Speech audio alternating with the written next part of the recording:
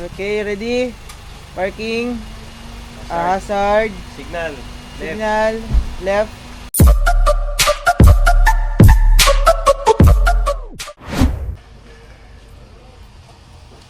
Mga tropa, ito pala yung shop ng ating builder. So makikita natin dito yung iba't ibang klaseng unit. Mapa multicab man yan, drop side or minivan. So gumagawa rin tayo niyan dito mga tropa.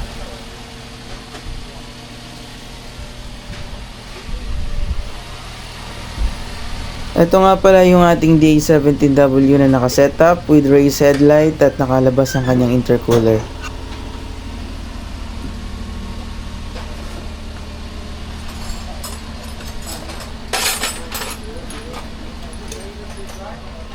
With 15-inch mugs with semi-slick tires.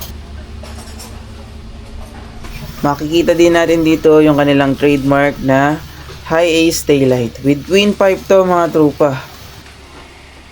Ito nga din pala yung mga multicabs and drop side na makikita natin na gumagawa rin tayo dito mga tropa. Sa mga gusto magpa-made to order, mag-PM lang sa atin. Itong black-orange combination mga tropa na DA64B 4x4 is dadali natin to sa Luzon. And ito namang nasa likod na to is made to order din sa atin to mga tropa. So dito lang din yan. And makikita nyo dito yung iba't ibang klaseng model ng ating mga unit.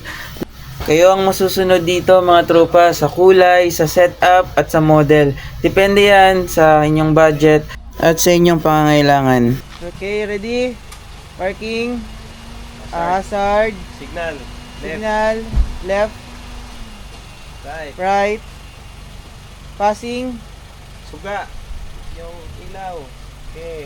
Hi. Okay, hi, hazard. Okay. Hazard daw. Hi. Bate. Okay na. Rio report. Yung wiper po natin. Okay, horn. Okay. Yo, wiper. Pare. Okay. Op. Up. Wiper master. Washer. Okay. Okay. Check ko po sa likod.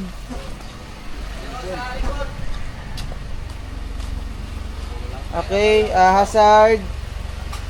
Okay, park light. Reverse. Brake light. Okay.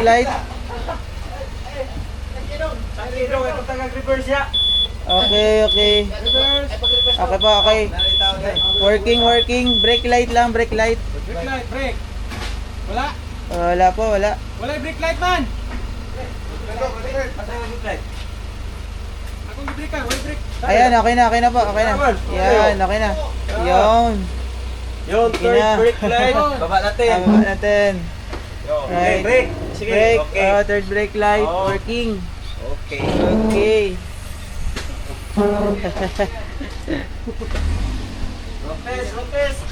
Road test naman, road test.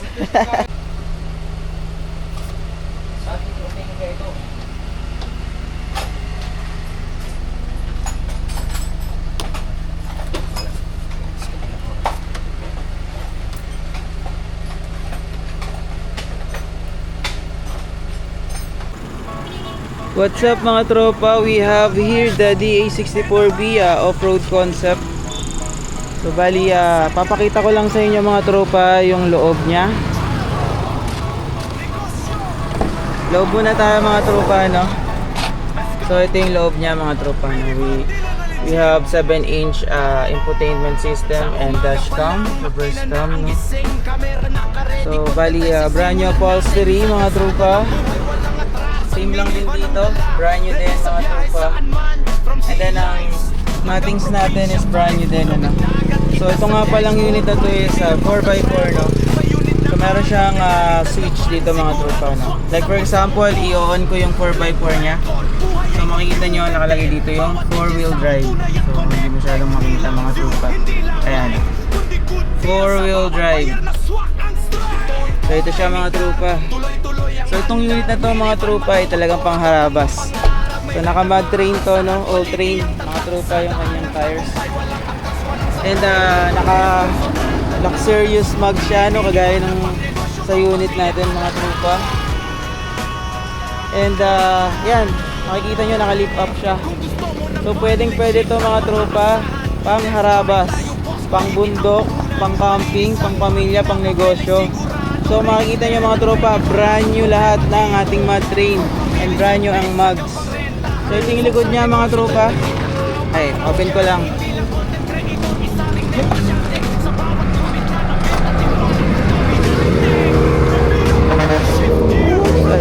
So ito yung likod niya mga tropa, no? So napaka-spacious, no? So marami tayong may ilalagay dyan na luggage or anything na pwede nating ilagay, no? Pwede nating gamitin to pang hakutan mga tropa, kagaya ng unit natin, ano? So that's it mga tropa. Kung gusto nyo ng ganitong unit, mag-PM lang kayo sa akin or sa page natin, no, para mabigyan ko kayo ng quotation, no, kung magkano yung ganitong unit, no. So nandito tayo ngayon sa Visayas, no. So makikita nyo mga tropa na ang unit na to is bibiyahe mula Visayas going to Luzon. So napakalayo mga tropa. Estimated 880 to 900 kilometers yung babiyahe natin hanggang makarating tayo ng Luzon. So nandito tayo ngayon sa Visayas at kinuha natin tong unit natin, no. Brand new mga tropa, makikita nyo yung ceiling nya. Okay, parang VIP ceiling mga tropa. So clean and neat lang yung looks ng ating ceiling, no. Makikita nyo na brand new po lahat yan, pati yung ating infotainment system and ating dashcam, cameras and all, brand new po yan mga tropa. So itong unit na to is condition mga tropa, no, kasi bibiyahe tayo ng Visayas going to Luzon. So swerte yung makakuha nito dahil ito ay 4x4.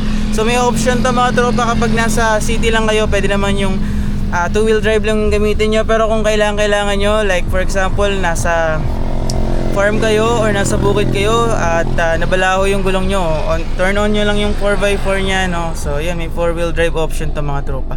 So yun lang, mag-PM lang kayo sa akin and maraming salamat sa support mga tropa. Let's go! What's up mga tropa? Good evening sa inyo dahil gabi na dito. So dito tayo ngayon sa port.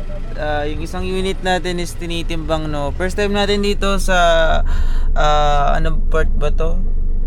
Pulang Bato Port or Bogo Port. Yan. Yan, tinitimbang na isang unit natin, ano. Dito pala is tinitimbang yung mga unit mga tropa, no.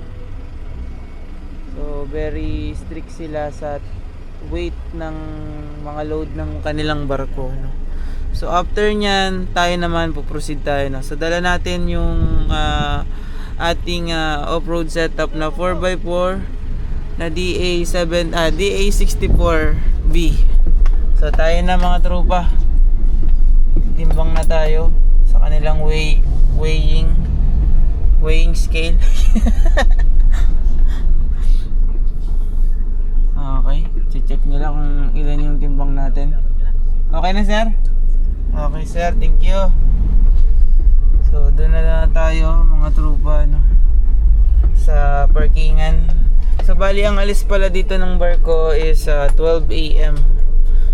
So before 9 dapat nandito ka na, nakapag-book ka na kasi sobrang daming mga truck at mga sasakyan na sa mga sakay dito, kaya fully book, madalas fully book agad sila mga tropa. So update ko kayo later, no. Tayo kakain lang muna, no. Alright. Up. All goods bro, all goods. Okay, let's go. Yeah! Calvarez in the house! Motorcycle and minivan! Travel! Negosyo! Lifestyle! Let's go!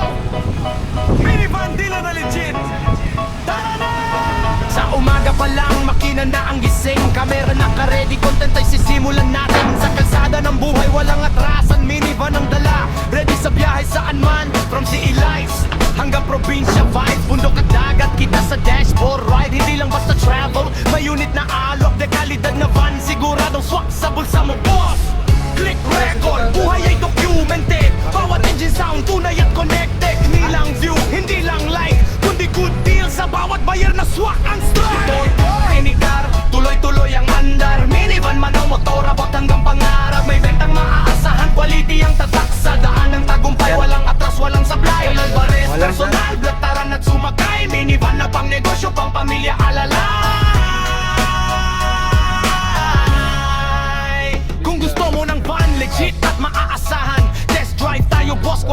puhunan. Malinis ang makina, papel ay sigurado. Registered at ready, wala kang problema dito. From family service hanggang pangrentahan. Swak sa negosyo, dagdag kita araw-araw yan. Hindi lang content creator. Lalagay ko din dito kung magkano yung pamasahe, no? Para yung iba na galing dito sa Masbate going to Pio Duran sa may Albay, no? Legazpi ba yun? May idea kung magkano yung pricing sa pagsakay sa barko, no? Maliwalas dito sa port nila, napakaluwag, no? So may narinig ako kanina mga tropa na meron din pala ditong bumabiyaheng Pascat, no?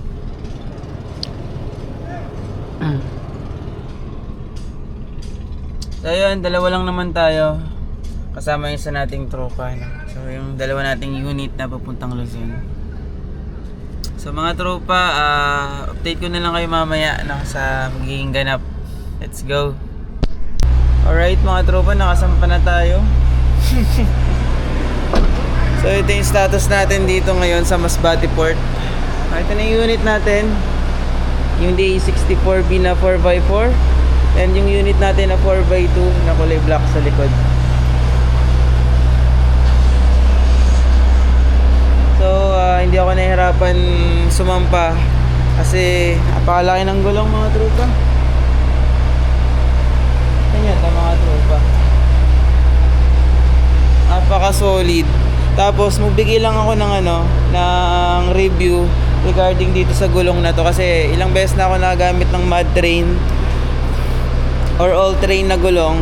Pero dito sa power truck na to mga tropa, power truck yung brand nito eh. Pakita ko lang sa inyo ha. Ayan, Mud Crawler power truck. So ang size pala nito mga tropa is 165 by 80 R13. So magbigay lang ako ng konting review, no, kasi ito lang yung nagamit ko so far, no, na pinakatahimik sa lahat.